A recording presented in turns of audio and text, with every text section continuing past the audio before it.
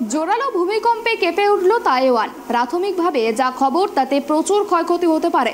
ইতিমধ্যে একাধিক বাড়ি ভেঙে পড়েছে, প্রাণহানিরও আশঙ্কা রয়েছে। তবে আপাতত হতাহতের কোনো খবর মেলেনি। তাইওয়ানের ভূমিকম্প পর্যবেক্ষণ কেন্দ্রের তরফে জানানো হয়েছে যে রিক্টার স্কেলে কম্পনের মাত্রা ছিল 7.2।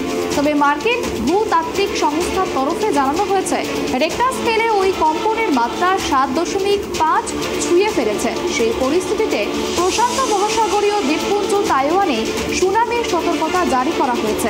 একই সঙ্গে সুনামির সতর্কতা জারি করা হয়েছে দক্ষিণ জাপানের ওকিনাওয়া দ্বীপ এবং ফিলিপিনের।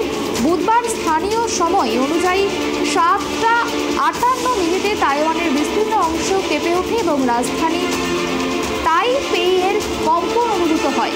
কম্পনের মাত্রা এতটাই বেশি ছিল যে একাধিক বাড়ি ভেঙে পড়ার খবর মিলেছে।